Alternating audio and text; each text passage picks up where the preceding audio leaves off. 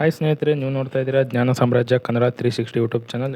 ಇವತ್ತಿನ ಟಾಪಿಕ್ನಲ್ಲಿ ದಕ್ಷಿಣ ಭಾರತದ ಇತಿಹಾಸದಲ್ಲಿ ಮಹತ್ವದ ಸ್ಥಾನ ಪಡೆದಿರುವ ಕಲ್ಯಾಣ ಚಾಲುಕ್ಯರ ಬಗ್ಗೆ ಸಂಪೂರ್ಣ ಮಾಹಿತಿಯನ್ನು ತಿಳಿದುಕೊಳ್ಳೋಣ. ಕಲ್ಯಾಣ ಚಾಲುಕ್ಯರ ಸಾಮ್ರಾಜ್ಯ ಸ್ಥಾಪನೆ ಮತ್ತು ಅವರ ಪ್ರಮುಖ ರಾಜರು, ಆಡಳಿತ ವ್ಯವಸ್ಥೆ, ಅವರ ಸಾಧನೆಗಳು, ಕಲೆ ಮತ್ತು ವಾಸ್ತುಶಿಲ್ಪಕ್ಕೆ ನೀಡಿದ ಕೊಡುಗೆಗಳು ಮತ್ತು ಅವರ ಅಭಿವೃದ್ಧಿಗಳ ಬಗ್ಗೆ ಸಂಪೂರ್ಣವಾಗಿ ಎಲ್ಲ ಮಾಹಿತಿಯನ್ನು ಈ ವಿಡಿಯೋದಲ್ಲಿ ತಿಳಿದುಕೊಳ್ಳೋಣ. ಹಾಗಾಗಿ ಈ ವಿಡಿಯೋವನ್ನು ಯಾರೂ ಮಧ್ಯದಲ್ಲಿ ಸ್ಕಿಪ್ ಮಾಡಬೇಡಿ, ಸಂಪೂರ್ಣವಾಗಿ ಈ ವಿಡಿಯೋನ ಪೂರ್ತಿಯಾಗಿ ನೋಡಿ. ಬನ್ನಿ ಈ ವಿಡಿಯೋನ ಸ್ಟಾರ್ಟ್ ಮಾಡೋಣ. ಮೊದಲಿಗೆ ಬರ್ತಾನ ಪ್ರಥಮವಾಗಿ ಎರಡನೇ ತೈಲಪ. ಇವನು ಕ್ರಿಸ್ತಶಕ 973ರಿಂದ 997ರವರೆಗೆ ಆಳ್ವಿಕೆಯನ್ನು ಮಾಡ್ತಾನೆ. ಎರಡನೇ ತೈಲಪ ಕಲ್ಯಾಣ ಚಾಲುಕ್ಯರ ವಂಶದ ಸ್ಥಾಪಕ. ರಾಷ್ಟ್ರಕೂಟರ ಕೊನೆಯ ಅರಸನನ್ನು ಸೋಲಿಸಿ ರಾಜ್ಯವನ್ನು ಸ್ಥಾಪನೆ ಮಾಡ್ತಾನೆ. ರಾಷ್ಟ್ರಕೂಟರ ಕೊನೆಯ ಅರಸ ಯಾರು ಅಂದ್ರೆ ಎರಡನೇ ಕರ್ಕ. ರಾಷ್ಟ್ರಕೂಟರ ಎರಡನೇ ಅರಸನಾದ ಎರಡನೇ ಕರ್ಕನನ್ನು ಸೋಲಿಸಿ ಅಧಿಕಾರಕ್ಕೆ ಬರ್ತಾನೆ. ಮ್ಯಾನಿಕೇಟನ್ನು ವಶಪಡಿಸಿಕೊಂಡು ತನ್ನ ಸಾಮ್ರಾಜ್ಯವನ್ನು ವಿಸ್ತರಣೆ ಮಾಡ್ತಾನೆ. ಅವನ ಎರಡನೇ ತೈಲಪನು ತನ್ನ ರಾಜಧಾನಿಯಾಗಿ ಮ್ಯಾನಿಕೇಟನ್ನೇ ತನ್ನ ರಾಜಧಾನಿಯಾಗಿ ಆಯ್ಕೆ ಮಾಡ್ತಾನೆ. ಇವರ ಲಾಂಛನ ನೋಡೋದಾದರೆ ಇವರ ಲಾಂಛನ ನಂದಿ. ಈ ಎರಡನೇ ತೈಲಪನ ಮೊದಲ ಹೆಸರು ತ್ರೈಲೋಕ ವಲ್ಲಭ. ರಾಷ್ಟ್ರಕೂಟರ ಮೂರನೇ ಕೃಷ್ಣನ ಸೇನಾನಿಯಾಗಿ ಇವನು ಕಾರ್ಯ ಸಲ್ಲಿಸಿರ್ತಾನೆ. ಇವನು ಮೊದಲಿಗೆ ಎರಡನೇ ತೈಲಪ ಮೊದಲಿಗೆ ರಾಷ್ಟ್ರಕೂಟರ ಮೂರನೇ ಕೃಷ್ಣ ಅವನ ಸೇನಾನಿಯಾಗಿ ಕೆಲಸ ಮಾಡಿರ್ತಾನೆ. ನಂತರ ಇವನ ಸಾಮಂತರನ್ನು ನೋಡೋದಾದ್ರೆ ಯಲಬುರ್ಗಿಯ ಸಿಂಧರು, ಕೊಂಕಣ ಶಿಲಾಹರ, ಹಾಸನಗಲ್ಲದ ಕದಂಬರು, ಗೋಮೆಯ ಕದಂಬರು ಮತ್ತು ದೇವಗಿರಿಯ ಸೋರರು ಇವರ ಪ್ರಮುಖವಾಗಿ ಇವನ ಸಾಮ್ರಾಜ್ಯದ ಸಾಮಂತರು ಕಂಡುಬರ್ತಾರೆ. 992ರಲ್ಲಿ ಚೋಳರ ಒಂದನೇ ರಾಜರಾಜ ಚೋಳನನ್ನು ಸೋಲಿಸ್ತಾನೆ. ಎಷ್ಟರಾಗ ಸೋಲಿಸ್ತಾನೆ? 992ರಾಗ ಚೋಳರ ಒಂದನೇ ರಾಜನಾದ ರಾಜರಾಜ ಚೋಳನನ್ನು ಸೋಲಿಸ್ತಾನೆ. ಸೋತಿರುವ ರಾಜರಾಜ ಚೋಳನಿಂದ 150 ಆನೆಗಳನ್ನು ಇವನು ಪಡೆದುಕೊತಾನೆ. ಎರಡನೇ ತೈಲಪ 150 ಆನೆಗಳನ್ನು ಚೋಳರ ರಾಜ ಒಂದನೇ ರಾಜರಾಜ ಚೋಳನಿಂದ ಪಡೆದುಕೊತಾನೆ. ಗುರ್ಜೂರ ಪರಮಾರರ ಅರಸ ಮಂಜುನನ್ನು ಕೊಲೆ ಮಾಡ್ತಾನೆ. ಗುರ್ಜೂರ ಪರಮಾರರ ಅರಸ ಒಂದನೇ ಮಂಜುನನ್ನು ಕೊಲೆ ಮಾಡ್ತಾನೆ. ಗುರ್ಜೂರರ ಭಯಜ್ವರ ಎಂಬ ಬಿರುದನ್ನು ಇವ ಪಡಿತಾನೆ. ಎರಡನೇ ತೈಲಪ ಗುರ್ಜೂರರ ಭಯಜ್ವರ ಎಂಬ ಬಿರುದನ್ನು ಕೂಡ ಪಡಿತಾನೆ. ಇನ್ನೂ ಯಾರು ನಮ್ಮ ಚಾನಲ್ನ ಸಬ್ಸ್ಕ್ರೈಬ್ ಮಾಡಿಲ್ಲ, ಸಬ್ಸ್ಕ್ರೈಬ್ ಮಾಡಿ. ನಂತರ ಸತ್ಯಾಶ್ರಯ ಬರ್ತಾನೆ. ಕ್ರಿಸ್ತಶಕ 997ರಿಂದ 1008ರವರೆಗೆ ಇವನು ಆಡಳಿತವನ್ನು ಮಾಡ್ತಾನೆ. ಇವನು ಎರಡನೇ ತೈಲಪನ ಉತ್ತರಾಧಿಕಾರಿಯಾಗಿ ಹೊರಹೊಮ್ಮತಾನೆ. ಚೋಳರ ರಾಜ್ಯ ಒಂದನೇ ರಾಜರಾಜನ ಚೋಳನ ವಿರುದ್ಧ ಯುದ್ಧಗಳನ್ನು ನಡೆಸ್ತಾನೆ. ತನ್ನ ರಾಜ್ಯವನ್ನು ಯಶಸ್ವಿಯಾಗಿ ರಕ್ಷಣೆಯನ್ನು ಮಾಡ್ತಾನೆ. ಇವನಿಗೆ ಮತ್ತೊಂದು ಹೆಸರಿರುತ್ತದೆ. ಮತ್ತೊಂದು ಹೆಸರು ಇವನ ಪ್ರಮುಖವಾಗಿ ಮತ್ತೊಂದು ಹೆಸರು ನೋಡೋದಾದರೆ ಸತ್ತಿಗ ಅಂತ ಇವನ ಮತ್ತೊಂದು ಹೆಸರು ಕಂಡುಬರ್ತದೆ. ಇವನಿಗಿದ್ದ ಬಿರುದುಗಳು ನೋಡೋದಾದ್ರೆ ಅಕಳಂಕ ಚರಿತ್ರೆ, ಇವರ ಬೆರಡಗಂ ಮತ್ತು ಇನ್ನೊಂದು ಇವನ ಬಿರುದು ನೋಡೋದಾದ್ರೆ ಸಾಹಸ ಭೀಮ ಅನ್ನುವಂತಹ ಬಿರುದನ್ನು ಈ ಸತ್ಯಾಶ್ರಯ ಈ ಬಿರುದುಗಳನ್ನು ಪಡೆದುಕೊಂಡಿರ್ತಾನೆ. ಚೋಳರ ರಾಜರಾಜ ಚೋಳ ಮತ್ತು ಜಯೇಂದ್ರ ಚೋಳನನ್ನು ಹಿಮ್ಮೆಟ್ಟಿಸ್ತಾನೆ. ಯುದ್ಧದಲ್ಲಿ ರಾಜರಾಜ ಚೋಳ ಮತ್ತು ರಾಜೇಂದ್ರ ಚೋಳನನ್ನು ಹಿಮ್ಮೆಟ್ಟನೆ ಮಾಡ್ತಾನೆ. ಇವನ ಆಸ್ಥಾನದ ಕವಿ ಅಂದ್ರೆ ಸತ್ಯಾಶ್ರಯನ ಆಸ್ಥಾನದ ಕವಿ ಪ್ರಮುಖವಾಗಿ ರನ್ನ ಇವನ ಆಸ್ಥಾನದ ಕವಿಯಾಗಿರ್ತಾನೆ. ಪುತ್ರ ಸಂತಾನವಿಲ್ಲದ ಕಾರಣ ಚೋದರ ದಶವರ್ಮನ ಮಗ 5ನೇ ವಿಕ್ರಮಾದಿತ್ಯನನ್ನು ಅವನು 1008ರಿಂದ 1015ರವರೆಗೆ ಆಡಳಿತನ ನಡೆಸ್ತಾನೆ. ಯಾರು ನಡೆಸ್ತಾರ? ಚೋರರ ದಶವರ್ಮನ ಮಗ 5ನೇ ವಿಕ್ರಮಾದಿತ್ಯ 1008ರಿಂದ 1015ರವರೆಗೆ ಅವನು ಆಡಳಿತವನ್ನು ನಡೆಸ್ತಾನೆ. ಇನ್ನು ಪ್ರಮುಖವಾಗಿ ಎರಡನೇ ಜಯಸಿಂಹ ಕಂಡುಬರ್ತಾನ. ಎರಡನೇ ಜಯಸಿಂಹ ಸಾಮ್ರಾಜ್ಯದ ಸ್ಥಿರತೆಯನ್ನು ಕಾಪಾಡಿಕೊಳ್ಳಲು ಯಶಸ್ವಿಯಾತನ. ಚೋಳರು ಮತ್ತು ಪರಮಾರರ ವಿರುದ್ಧ ಹೋರಾಟವನ್ನು ಕೂಡ ಮಾಡ್ತಾನೆ. ಹಲವಾರು ಹೋರಾಟಗಳನ್ನು ಚೋಳರು ಮತ್ತು ಪರಮಾರರ ವಿರುದ್ಧ ಮಾಡ್ತಾನೆ. ಇವನು ಆಡಳಿತ ವ್ಯವಸ್ಥೆಯನ್ನು ಬಲಪಡಿಸ್ತಾನೆ. ಎರಡನೇ ಜಯಸಿಂಹ ತನ್ನ ಆಡಳಿತ ವ್ಯವಸ್ಥೆಯನ್ನು ಬಲಪಡಿಸ್ತಾನೆ.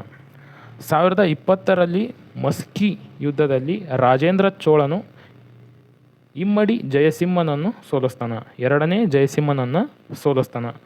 ಜಯಸಿಂಹ ಪುನಃ ಸೈನ್ಯ ಸಂಘಟಿಸಿ ಮ್ಯಾನಿಕೇಟದ ಮೇಲೆ ದಾಳಿ ಮಾಡಿ ಸುಟ್ಟು ಹಾಕ್ತಾನೆ. ಜಯಸಿಂಹ ಪುನಃ ಸೈನ್ಯ ತಗೊಂಡು ದಾಳಿ ಮಾಡ್ತಾನೆ ರೀ. ಮತ್ತೆ ದಾಳಿ ಮಾಡಿ ಕೇಸಿಂದ ಮ್ಯಾನಿಕೇಟದ ಮೇಲೆ ದಾಳಿ ಮಾಡಿ ಮ್ಯಾನಿಕೇಟವನ್ನು ಸುಟ್ಟು ಹಾಕ್ತಾನೆ. ಈ ಎರಡನೇ ಜಯಸಿಂಹನಿಗಿದ್ದ ಬಿರುದುಗಳು ನೋಡ್ರಿ. ಜಗದ್ದೇಕ ಮಲ್ಲ ಅಂತ ಇವನ ಪ್ರಮುಖವಾಗಿ ಬಿರುದು ಜಗದ್ದೇಕ ಮಲ್ಲ ಅಂತ ಕಂಡುಬರ್ತದೆ. ಇನ್ನು ಮಲ್ಲಿಕ ಮೋದ ಅಂತ ಬಿರುದು ಕೂಡ ಕಂಡುಬರ್ತದೆ. ವಿಕ್ರಮಸಿಂಹ ಅನ್ನೋ ಬಿರುದು ಕೂಡ ಕಂಡುಬರ್ತದೆ. ಈ ಎರಡನೇ ಜಯಸಿಂಹನ ಆಸ್ಥಾನದ ಕವಿ ವಾದಿರಾಜ ಆಗಿರ್ತಾನೆ. ಎರಡನೇ ಜಯಸಿಂಹನ ಆಸ್ಥಾನದ ಕವಿ ವಾದಿರಾಜ ಆಗಿರ್ತಾನೆ. ಎರಡನೇ ಜಯಸಿಂಹನ ರಾಣಿಯರ ಬಗ್ಗೆ ಕೇಳೋದಾದ್ರೆ ಸುಗ್ಗಲದೇವಿ, ದೇವಲದೇವಿ, ಲಕ್ಷ್ಮಾದೇವಿ, ಬಿಜ್ಜಲದೇವಿ, ಸೋಮಲದೇವಿ ಎಂಬ ಪ್ರಮುಖ ರಾಣಿಯರು ಇವನ ಪತ್ನಿಯಾಗಿರ್ತಾರೆ. ಸುಗ್ಗಲದೇವಿ ಪ್ರಮುಖವಾಗಿ ನೋಡೋದಾದರೆ ಸುಗ್ಗಲದೇವಿ ದಾಸಿಮಯ್ಯನ ಶೈವ ಭಕ್ತೆಯಾಗಿರ್ತಾಳೆ. ದಾಸಿಮಯ್ಯನ ಶೈವ ಭಕ್ತೆಯಾಗಿ ಸುಗ್ಗಲದೇವಿ ಇರ್ತಾಳೆ. ನಂತರ ಸೋಮಲದೇವಿ ನಳಂದ ಸಾವಿರ ಎಂಬ ಪ್ರಾಂತ್ಯವನ್ನು ಆಳುತ್ತಿದ್ದಳು. ನಳಂದ ಸಾವಿರ ಎಂಬ ಪ್ರಾಂತ್ಯವನ್ನು ಈ ಸೋಮಲಾದೇವಿ ಆಡಳಿತವನ್ನು ಮಾಡ್ತಾ ಇದ್ದಳು. ಎರಡನೇ ಜಯಸಿಂಹ ತನ್ನ ಮಗಳಾದ ಅವ್ವಲದೇವಿಯನ್ನು ಸೋಪೂಣರ ಮೂರನೇ ಬಿಲ್ಲಮ್ಮನಿಗೆ ಕೊಟ್ಟು ವಿವಾಹವನ್ನು ಮಾಡ್ತಾರೆ. ನಂತರ ಪ್ರಮುಖವಾಗಿ 1ನೇ ಸೋಮೇಶ್ವರ ಕಂಡುಬರ್ತಾನೆ. ಕ್ರಿಸ್ತಶಕ 1042ರಿಂದ 1068ರವರೆಗೆ ಇವನ ಆಳ್ವಿಕೆ ಕಂಡುಬರ್ತದೆ. ಇವನ ಪ್ರಮುಖ ಬಿರುದು ನೋಡೋದಾದ್ರೆ ಅಹವಮಲ್ಲ ಎಂಬ ಬಿರುದು ಇವನ ಪ್ರಸಿದ್ಧ ಬಿರುದಾಗಿತ್ತು. ಕಲ್ಯಾಣ ನಗರವನ್ನು ರಾಜಧಾನಿಯಾಗಿ ಮಾಡಿಕೊತಾನೆ. ಇಂದಿನ ಬಸವ ಕಲ್ಯಾಣ ನಗರವನ್ನು ಅವನ ರಾಜಧಾನಿಯಾಗಿ ಮಾಡ್ಕೊತಾನೆ. ಯಾರು? 1ನೇ ಸೋಮೇಶ್ವರ ಅವನ ರಾಜಧಾನಿಯಾಗಿ ಮಾಡಿಕೊಳ್ತಾನೆ. ಚೋಳರೊಂದಿಗೆ ಅನೇಕ ಯುದ್ಧಗಳನ್ನು ಕೂಡ ಮಾಡ್ತಾನೆ. 1ನೇ ಸೋಮೇಶ್ವರ ಚೋಳರೊಂದಿಗೆ ಕೂಡ ಅನೇಕ ಯುದ್ಧಗಳನ್ನು ಮಾಡ್ತಾನೆ. ತುಂಗಭದ್ರಾ ನದಿಯಲ್ಲಿ ಜಲಾಶಯವನ್ನು ಪಡೆದನೆಂಬ ಹೇಳಲಾಗುತ್ತದೆ. ಅಂದರೆ ಹೇಳಿಕೆಗಳು ಕೂಡ ಕಂಡುಬರ್ತದೆ. ಇವನು ಕಲ್ಯಾಣ ರಾಜಧಾನಿಗೆ ಯಾವಾಗ ವರ್ಗಾವಣೆ ಆತನಂದ್ರೆ 1048ರಲ್ಲಿ ಇವನು ಕಲ್ಯಾಣ ರಾಜ್ಯಕ್ಕೆ ರಾಜಧಾನಿಯನ್ನು ವರ್ಗಾವಣೆ ಮಾಡ್ತಾನೆ. 1ನೇ ಸೋಮೇಶ್ವರ 1054ರಲ್ಲಿ ಕೊಪ್ಪಂ ಇಂದಿನ ಕೊಪ್ಪಳ ಕಾಳಗದಲ್ಲಿ ಚೋಳರ ರಾಜಾದಿರಾಜ ಚೋಳನನ್ನು ಸೋಲಿಸ್ತಾನೆ. ಎಷ್ಟರ ಸೋಲಿಸ್ತಾನೆ ರೀ? 1054ರಾಗ ಕೊಪ್ಪಂ ಅಂದ್ರೆ ಇಂದಿನ ಕೊಪ್ಪಳದ ಕಾಳಗದಲ್ಲಿ, ಅಂದರೆ ಇಂದಿನ ಕೊಪ್ಪಳದಲ್ಲಿ ಕಾಳಗ ನಡೆದಿರ್ತದೆ ರೀ. ಚೋಳರ ರಾಜಾದಿರಾಜ ಚೋಳನನ್ನು ಸೋಲಿಸ್ತಾನೆ. ಅದರ ಸವಿ ನೆನಪಿಗಾಗಿ ಅಮೃತೇಶ್ವರ ದೇವಾಲಯವನ್ನು ಅಲ್ಲಿ ನಿರ್ಮಾಣ ಮಾಡ್ತಾನೆ. ಈ ಕಾಳಗದ ಜಯದ ನೆನಪಿಗಾಗಿ ಅಣ್ಣಿಗೇರಿಯಲ್ಲಿ ಚೋಳಂಗೊಂಡ ತ್ರೈಪುರುಷ ಎಂಬ ದೇವಾಲಯವನ್ನು ಕೂಡ ಕಟ್ಟಿಸ್ತಾನೆ. 1ನೇ ಸೋಮೇಶ್ವರ ಪ್ರಮುಖವಾಗಿ 8 ಜನ ಪತ್ನಿಯರನ್ನು ಹೊಂದಿರ್ತಾನೆ. ಮೊದಲನೆಯವಳು ಬಾಚಲದೇವಿ, ಎರಡನೆಯವಳು ಚಂದಕಬ್ಬೆ, ಮೂರನೆಯವಳು ಹೊಯ್ಸಳದೇವಿ, ನಾಲ್ಕನೆಯವಳು ಮೈಳಲದೇವಿ, ಐದನೆಯವಳು ಚಾಮಲದೇವಿ, ಆರನೆಯವಳು ಲೀಲಾದೇವಿ, ಏಳನೆಯವಳು ಕೇತಲದೇವಿ, ಎಂಟನೆಯವಳು ಲಚ್ಛದೇವಿ. ಇದರಲ್ಲಿ ಪ್ರಮುಖವಾಗಿ ಚಾಚಲದೇವಿಯ 3 ಜನ ಮಕ್ಕಳು ಕಂಡುಬರ್ತಾರೆ. ಆ 3 ಜನ ಮಕ್ಕಳು 1ನೇ ಸೋಮೇಶ್ವರ, 6ನೇ ವಿಕ್ರಮಾದಿತ್ಯ, 4ನೇ ಜಯಸಿಂಹ. ಈ ರಾಜಾಗ ಒಂದು ಪರಿಹರಿಸಲಾದ ರೋಗದಿಂದ ನರಳುತ್ತಿದ್ದ. ನೋಡ್ರಿ, 1ನೇ ಸೋಮೇಶ್ವರ ಈ ರಾಜ ಪರಿಹರಿಸಲಾಗದ ರೋಗದಿಂದ ನರಳುತ್ತಿದ್ದ. ಸೋಮೇಶ್ವರ 1068ರಲ್ಲಿ ಕುರುವರ್ತಿಯ ತುಂಗಭದ್ರೆಯಲ್ಲಿ ಮುಳುಗಿ ಪ್ರಾಣತ್ಯಾಗ ಮಾಡ್ತಾನೆ. 1ನೇ ಸೋಮೇಶ್ವರ ಯಾವಾಗ ಸಾವನ್ನಪ್ತಾನ ಅಂದರೆ ಪ್ರಾಣತ್ಯಾಗ ಮಾಡ್ತಾನ ಅನ್ನೋದಾದ್ರೆ 1ನೇ ಸೋಮೇಶ್ವರ 1068ರಲ್ಲಿ ಕುರುವತಿಯಲ್ಲಿ ತುಂಗಭದ್ರೆಯ ನದಿಯಲ್ಲಿ ಮುಳುಗಿ ಪ್ರಾಣತ್ಯಾಗ ಮಾಡ್ತಾನೆ. ಇವನ ಪ್ರಮುಖ ಬಿರುದುಗಳು ನೋಡೋದಾದ್ರೆ ಅಹವಮಲ್ಲ, ತ್ರೈಲೋಕ ಮಲ್ಲ ಇವನ ಪ್ರಮುಖ ಬಿರುದುಗಳಾಗಿದ್ದವು. ಇನ್ನು ನೆಕ್ಸ್ಟ್ ನೋಡೋದಾದ್ರೆ 6ನೇ ವಿಕ್ರಮಾದಿತ್ಯ. ಕ್ರಿಸ್ತಶಕ 1076ರಿಂದ 1126ರವರೆಗೆ ಇವನ ಆಡಳಿತವನ್ನು ಮಾಡ್ತಾನೆ. ಕಲ್ಯಾಣ ಚಾಲುಕ್ಯರ ಅತ್ಯಂತ ಶ್ರೇಷ್ಠ ರಾಜ ಎಂದು ಕೂಡ ಕರೆಯಲ್ಪಡುತ್ತಾನೆ. ಕ್ರಿಸ್ತಶಕ 1076ರಲ್ಲಿ ಚಾಲುಕ್ಯ ವಿಕ್ರಮಶಕ ಎಂಬ ಶಕವನ್ನು ಕೂಡ ಆರಂಭಿಸ್ತಾನೆ. ನೋಡ್ರಿ, 1076ರಲ್ಲಿ ಚಾಲುಕ್ಯರ ವಿಕ್ರಮಶಕ ಎಂಬ ಶಕವನ್ನು ಕೂಡ ಆರಂಭ ಮಾಡ್ತಾನೆ. ಇವನ ಕಾಲವನ್ನು ಕಲ್ಯಾಣ ಚಾಲುಕ್ಯರ ಸುವರ್ಣಯುಗ ಅಂತ ಕರೀತಾರೆ. ಸಾಹಿತ್ಯ, ಕಲೆ ಮತ್ತು ಶಿಕ್ಷಣಕ್ಕೆ ಹೆಚ್ಚಿನ ಪ್ರೋತ್ಸಾಹನ ನೀಡ್ತಾನೆ. ಕಾಶ್ಮೀರದ ಕವಿ ಬಿಲ್ಲಾನ್ ಅವನ ಆಸ್ಥಾನದಲ್ಲಿ ಇದ್ದನು. ಇವನ ಬಗ್ಗೆ ಪ್ರಮುಖ ಮಾಹಿತಿಯನ್ನು ಇವನು 2ನೇ ಸೋಮೇಶ್ವರನ ಮೇಲೆ ಮೇಲುಗೈ ಸಾಧಿಸಿ ನೋಡ್ರಿ, ಇವನು 6ನೇ ವಿಕ್ರಮಾದಿತ್ಯನು 2ನೇ ಸೋಮೇಶ್ವರನ ಮೇಲೆ ಮೇಲುಗೈ ಸಾಧಿಸಿ ಅಧಿಕಾರಕ್ಕೆ ಬರ್ತಾನೆ. ಕಲ್ಯಾಣ ಚಾಲುಕ್ಯರ ಅತ್ಯಂತ ಶ್ರೇಷ್ಠ ದೊರೆಯಾಗಿ ಹೊರಹೊಮ್ಮತಾನೆ. ಇವನ ಅಧಿಕಾರಕ್ಕೆ ಬಂದ ನೆನಪಿಗಾಗಿ ಕ್ರಿಸ್ತಶಕ 1076 ಫೆಬ್ರವರಿ 26ರಲ್ಲಿ ಚಾಲುಕ್ಯ ವಿಕ್ರಮಶಕೆ ಎಂಬ ಶಕೆಯನ್ನು ಆರಂಭ ಮಾಡ್ತಾನೆ. ಇವನು ಹೊಸ ವರ್ಷವನ್ನು ಅಥವಾ ಹೊಸ ಶಕವನ್ನು ಪ್ರಾರಂಭಿಸಿದ ಎಂಬ ಉಲ್ಲೇಖ ಗದಗ ಶಾಸನ ತಿಳಿಸ್ತದ. 100 ವರ್ಷಗಳ ಕಾಲ ಆಚರಣೆಯಲ್ಲಿ ಇತ್ತು ಅನ್ನೋದನ್ನು ಗದಗ ಶಾಸನ ತಿಳಿಸ್ತದ. ಲಕ್ಷ್ಮೇಶ್ವರ ಶಾಸನದಲ್ಲಿ ಸಾಗರದವರೆಗೆ ಭೂಮಿಯಲ್ಲಿನ ಬಂಡೆದ ಇವನು ಪ್ರಮುಖವಾಗಿ ನೋಡ್ರಿ, ಬನವಾಸಿಯಲ್ಲಿ ತನ್ನ ಸಹೋದರನಾದ ಜಯಸಿಂಹ ಅವನ ದಂಗೆಯನ್ನು ಹಕ್ಕೆತ್ತಾನ.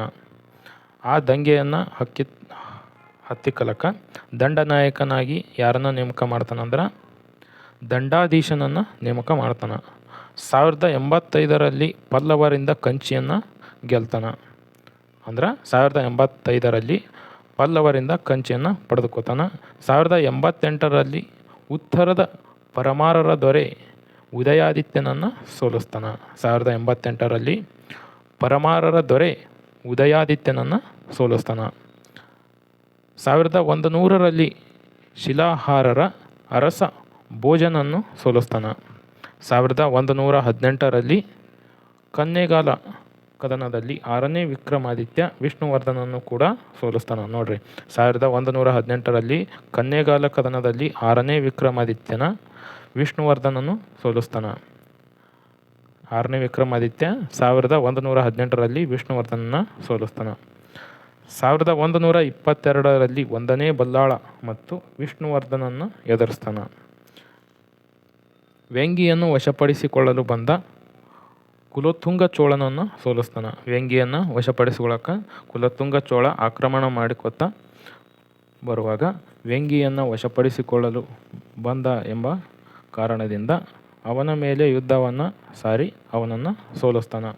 ಗೋವಾದ ಕದಂಬರು ಮತ್ತು ಕರಾಡದ ಶಿಲಾಹಾರರ ದಂಗೆಗಳನ್ನು ಕೂಡ ಹತ್ತಿಕ್ತಾನೆ. ನಂತರ ಶ್ರೀಲಂಕಾದ ಅರಸ ವಿಜಯಬಾಹುವಿನ ಆಸ್ಥಾನಕ್ಕೆ ತನ್ನ ರಾಯಭಾರಿಯನ್ನು ಕಳಿಸಿಕೊಡ್ತಾನೆ. ಈ ರಾಜನ ಪ್ರಮುಖ ಬಿರುದುಗಳು ನೋಡಿ, ತ್ರಿಭುವನಮಲ್ಲ ಮತ್ತು ಪೆರ್ಮಾಳಿ ದೇವ. ಈ 6ನೇ ವಿಕ್ರಮಾದಿತ್ಯನ ಗುರು ವಿಜ್ಞಾನೇಶ್ವರ. ಇವನ ಗುರು ವಿಜ್ಞಾನೇಶ್ವರ ಪ್ರಮುಖವಾಗಿ ಕಂಡುಬರ್ತಾನೆ. ಸಾಮ್ರಾಜ್ಯದ ವಿಸ್ತರಣೆ ಬಗ್ಗೆ ನೋಡೋದಾದ್ರೆ ಪೂರ್ವದಿಂದ ಬಂಗಾಳ ಕೊಲ್ಲಿಯವರೆಗೆ, ಪಶ್ಚಿಮದಿಂದ ಅರಬ್ಬಿ ಸಮುದ್ರದವರೆಗೆ, ಉತ್ತರದಿಂದ ನರ್ಮದಾವದಿಯವರೆಗೆ, ದಕ್ಷಿಣದಲ್ಲಿ ಕಪ್ಪಾಡದವರೆಗೆ ಇವನ ಸಾಮ್ರಾಜ್ಯವನ್ನು ವಿಸ್ತರಣೆ ಮಾಡ್ತಾನೆ. ಆಸ್ಥಾನದ ಕವಿಗಳನ್ನು ನೋಡೋದಾದ್ರೆ ಬಿಲ್ಲನ ಮತ್ತು ವಿಜ್ಞಾನೇಶ್ವರ ಇವನ ಆಸ್ಥಾನದ ಪ್ರಮುಖ ಕವಿಗಳಾಗಿ ಕಂಡುಬರ್ತಾರೆ. ಬಿಲ್ಲನ ವಿಕ್ರಮಾರ್ಜುನ ರಾಜನ ರಾಮರಾಜ್ಯ ಎಂದಿದ್ದಾರೆ. ನೋಡ್ರಿ, 6ನೇ ವಿಕ್ರಮಾದಿತ್ಯನ ರಾಜ್ಯ ರಾಮರಾಜ್ಯ ಅಂತ ಬಿಲ್ಲನ ಕರೀತಾನೆ. ವಿಜ್ಞಾನೇಶ್ವರ ಭೂತಕಾಲದಲ್ಲಿ ಕಲ್ಯಾಣದಂತಹ ರಾಜಧಾನಿ ಹಿಂದಿಲ್ಲ, ಮುಂದಿರುವುದೂ ಇಲ್ಲ. ನೋಡ್ರಿ, ವಿಜ್ಞಾನೇಶ್ವರ ಏನಂತಾನೆ ಈ ಸಾಮ್ರಾಜ್ಯದ ಬಗ್ಗೆ, ಭೂತಕಾಲದಲ್ಲಿಯೂ ಇಂತಹ ರಾಜ್ಯ ಕಂಡಿಲ್ಲ ಮತ್ತು ಮುಂಬರುವ ಕಾಲದಲ್ಲೂ ಕೂಡ ಕಾಣುವ ಸಾಧ್ಯತೆ ಇರೋದಿಲ್ಲ ಅಂತ ವಿಜ್ಞಾನೇಶ್ವರ ಹೇಳ್ತಾನೆ.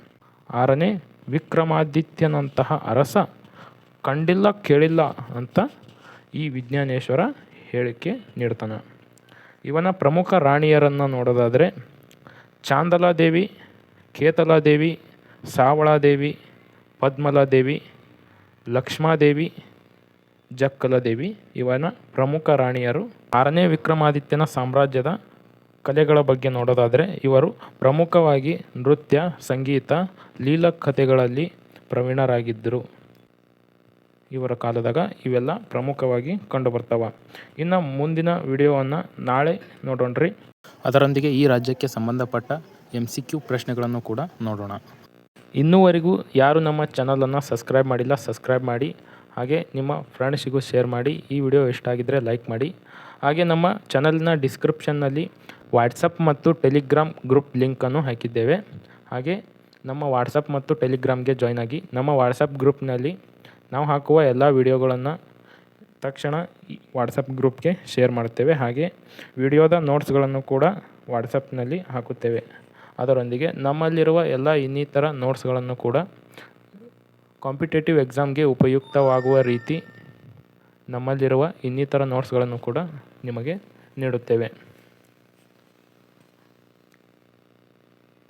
ಮುಂದಿನ ಭಾಗವನ್ನು ನಾಳೆ ತಿಳಿದುಕೊಳ್ಳೋಣ. ಹಾಗೆ ಮುಂದಿನ ಭಾಗದ ಜೊತೆ ಇನ್ನಿತರ ಈ ಸಾಮ್ರಾಜ್ಯಕ್ಕೆ ಸಂಬಂಧಿಸಿದ ಪ್ರಮುಖ ಪ್ರಶ್ನೆಗಳನ್ನು ಕೂಡ ತಿಳಿದುಕೊಳ್ಳೋಣ.